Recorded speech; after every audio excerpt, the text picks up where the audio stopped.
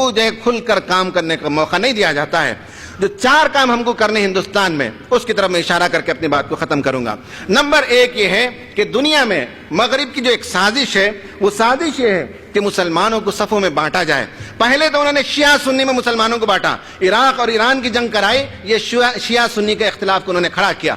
پھر اس کے بعد انہوں نے اب دیگر تنظیموں کے ساتھ کھڑا کر کے حنفی اسلام ورسس سلفی اسلام، اس کے بیچ میں انہوں نے لائن ڈالی اور آپس میں لوگوں کو ٹکرایا اور کتنی جانیں ضائع ہوئی.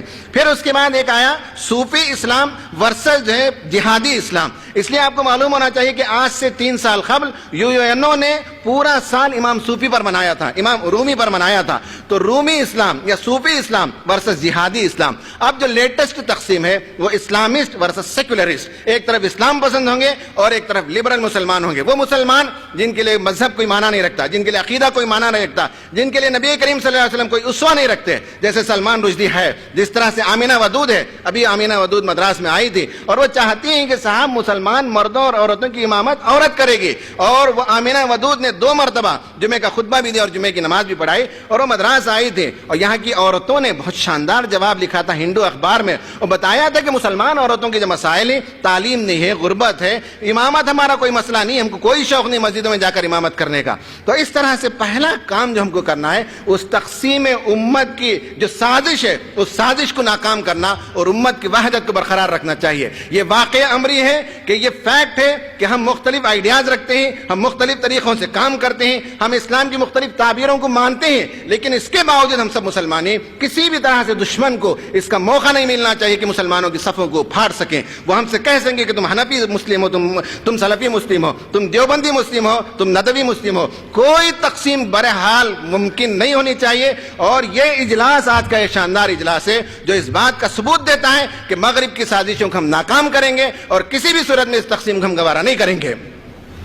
دوسری بات، ہندوستانی جمہوریت پر ڈاکے ڈالنے کے منصوبے بن رہے ہیں اور پتہ نہیں وہ دن کب آئے گا جبکہ ہندوستان کی جمہوریت پر بھی ڈاکہ ڈالا جائے اور یہاں کی جمہوریت کو اچک لیا جائے. یہاں جمہوریت کی فضا باقی ہے، یہاں مسلمانوں کے لیے کام کرنے کے مواقع ہیں، یہاں ہمارے مدارس موجود ہیں، یہاں ہماری مسجدیں موجود ہیں. اگر میں کہوں تو جس طرح سے ابو الحسن علی ندوی رحمۃ اللہ علیہ نے کہا کہ ہندوستان میں مسلمان حکومت کی مدد کے بغیر بھی بہت بڑا کام کرتے ہیں. اپنے انسٹیٹیوشنز انہوں نے خود اسکول قائم کر رکھے ہیں، اپنا پورا ایک معاشی نظام انہوں نے قائم کر رکھا ہے، اپنا ایک عدالت کا پورا نظام انہوں نے قائم کر رکھا ہے. مسلمانوں کا ایک پیرالل سسٹم ہے کہ یہاں عدالت کا بھی کام ہوتا ہے، یہاں معیشت کا بھی کام ہوتا ہے، یہاں تعلیم کا بھی کام ہوتا ہے. یہ جمہوریت کی دین ہے، یہاں آزاد فضا باقی ہے. اور اس ملک کے باشندگان جو اسلام سے بہرہ ہیں ان تک اسلام کو پہنچانا ہماری ذمہ داری ہے. اور یہ اگر جمہوریت کی فضا باقی نہ رہے تو ہم اسلام کی دعوت ان غیر مسلم بھائیوں تک نہیں پہنچا سکتے. تو دوسرا کام یہ ہے کہ یہاں فسطائی قوتوں کو ہرانا، ان کو شکست دینا اور جمہوری قوتوں کو مضبوط کرنا اور جمہوریت کے راستے سے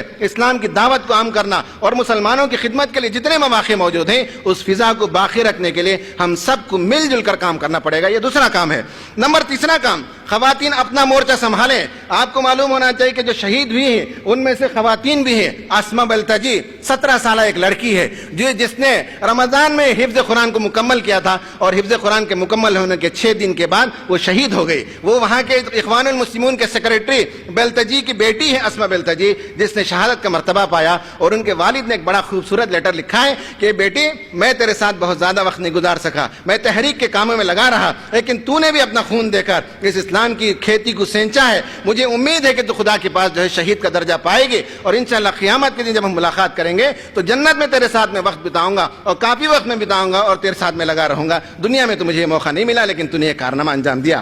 تو اسما بلتجی، ایک ایک خاتون کا اسما بلتجی بننا چاہیے، ایک ایک خاتون کا اسما سعید بننا چاہیے. ایک دوسری خاتون ہے جو کہتی ہے کہ ہمارے شوہر بھی شہید ہو گئے، میں ہسپتال گئی، دیکھا تو میرے شوہر کا چہرہ تمتما رہا ہے، خوشی سے لگ رہا ہے کہ سب مسکراتے ہوئے ان کی جان گئی ہے. میں نے ان کے بالوں کو ہاتھ لگا کر دیکھا تو بالوں میں ابھی نمی پائی جاتی ہے. میں نے جھک کر انہیں بوسہ دیا، ان کے اوپر کپڑا اڑا دیا اور میں نے کہا کہ سعید میں تم سے اس دنیا میں بہت زیادہ رفاقت نہیں کر سکے، مجھے خوشی ہے کہ تم مجھے چھوڑ کر جا رہے ہو، خدا کے پاس جنت پہنچو گے اور انشاءاللہ میں بھی اپنی دینی خدمت کے ذریعے سے تمہارے ساتھ آؤں گی جنت میں اور وہاں ہم ایک ابد الآباد تک کی خوشی کی زندگی بسر کریں گے. ہماری ایک ایک خاتون کو اسما بلتجی اور اسما سعید کا رویہ اختیار کرنا چاہیے. تیسرا کام ہے. اور چوتھا کام ہے بچوں کی تربیت پر ہمیں توجہ دینے کی ضرورت ہے.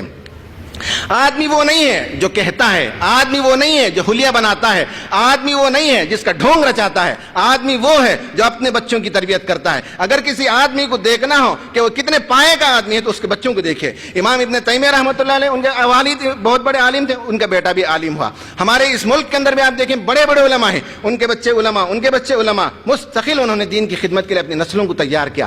آج اگر ہم بڑی بڑی باتیں کہتے ہوں لیکن ہمارے بچے دین کے علمبردار نہ ہو، ہمارے بچے دیندار نہ ہو، تو یہ ہمارے لیے شرم کی بات ہے۔ اگلے جنریشن میں اسلام کیسے زندہ رہے گا؟ کیسے ہم شہیدوں کو تیار کریں گے؟ کیسے ہم دائی لوگوں کو تیار کریں گے؟ چوتھا کام یہ کہ یہاں بیٹھے ہوئے ایک ایک فرد کو، ایک ایک مرد کو اور ایک ایک عورت کو اس بات کی کوشش کرنی چاہیے کہ ہمارے بعد ہمارے بچے بھی اسلام پسند بنے، اسلام کے خدمت گزار بنے، اس ملک کی خدمت کرنے والے بنے، اس ملک میں اسلام کی دعوت کو عام کرنے والے بنے۔ یہ کام جب تک ہم اپنے گھروں میں اپنی نسلوں کو تیار نہیں کریں گے، کوئی بڑا کارنامہ انجام نہیں ہوگا۔ آپ دیکھیں محمد بدی جو امیر جماعت تھے اخوان المسلمین کے، ان کا بیٹا 32 سالہ بیٹا شہید ہو گیا۔ وہاں کے نائب امیر جماعت خیرت الشاطر ہیں، ان کی بیٹی بھی شہید ہوئی، ان کا داماد بھی شہید ہو گیا۔ بلتجی جو وہاں کے سیکریٹری ہیں، ان کی بیٹی بھی شہید ہو گئی۔ یہ اس بات کی علامت ہے کہ انہوں نے اپنے بچوں کو تیار کیا، اور ٹاپ قسم کے لیڈر کے لوگوں نے اپنے بچوں کی شہادت کا نذرانہ پیش کیا تاکہ تحریک اسلامی وہاں فروغ پا سکے۔ یہ ہماری ذمہ داری بنتی ہے کہ ہم اپنے گھروں کو ٹھیک کریں، اپنے بچوں کو مسلمان بنائیں، اسلام پسند بنائیں، اور دین کی خدمت کرنے والا، ملک کی خدمت کرنے والا، انسانیت کی خدمت کرنے والا بنائیں،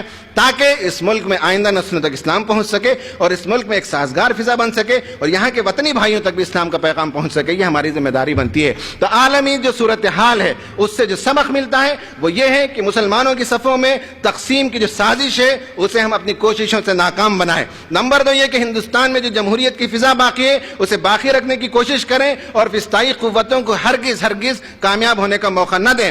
تیسرا یہ کہ خواتین بھی اپنا رول سنبھالیں اور اسلام کی خدمت کے لیے وہ آگے آئیں۔ اور چوتھا یہ کہ ہر آدمی اپنے گھروں کو سنبھالے، اپنے بچوں کی تیاری کرے، انہیں دین پسند، اسلام پسند بنائے اور دین کا دائی بنا کر کھڑا کریں۔ تو امید ہے کہ انشاءاللہ دنیا میں جو کچھ حالات گزر رہے ہیں اس طرح کے حالات ہم پر نہیں آئیں گے، اور اللہ تعالیٰ عافیت اور سلامتی کے ساتھ اللہ تعالیٰ ہمیں اس دنیا سے گزار لے جائے گا۔